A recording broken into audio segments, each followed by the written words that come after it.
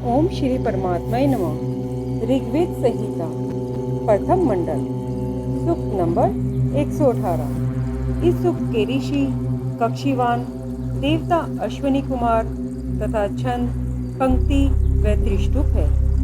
हे अश्विनी कुमारों, शयन पक्षी की तरह शीघ्रगामी सुखकर और धन युक्त आपका रथ हमारे सामने आए। हे अविशिष्ट वर्ग के, आपका वह रथ मनुष्य के मन की तरह गतिवान व वायुवेगी है। हे अश्विनी कुमारों, आप 3 पहियों से युक्त 3 बंधनों वाले त्रिकोण आकृति एवं उत्तम तेज से चलने वाले रथ पर आरूढ़ होकर हमारे यहाँ पधारे। आप हमारे दुधारू गोवों और तेज गति से चलने वाले अश्व और शूरवीर पुत्र हमें प्रदान करें। हे दृष्ट दव्य अश्विनी कुमारों, अपने शीघ्रगामी और शोभन गति रथ द्वारा आकर सेवा प्रायण स्तोता का यह मंत्र श्रवण करें। क्या पहले के विद्वान यह नहीं बोला करते थे कि आप स्तोताओं की दरिद्रता दूर करने के लिए सर्वदा जाते हैं? हे अश्विनी कुमारों, रथ में योजित शीघ्रगंता उछलने में बहादुर और शयन पक्षी की तरह वेग विशिष्ट आपके घोड़े आपको लेकर आवे।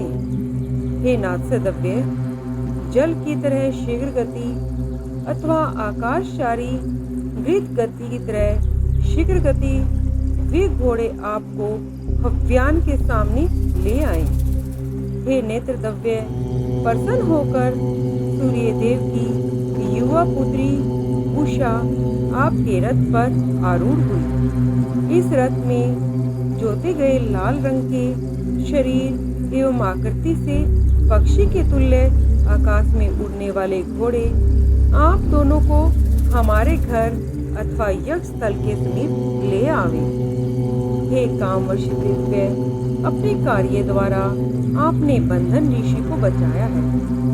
अपने कार्य के द्वारा आपने रेव ऋषि को कुएं से निकाला। आपने तुगर पुत्र भूजे को समुद्र से पार कराया। च्यवन ऋषि को पुनः युवा बना दिया।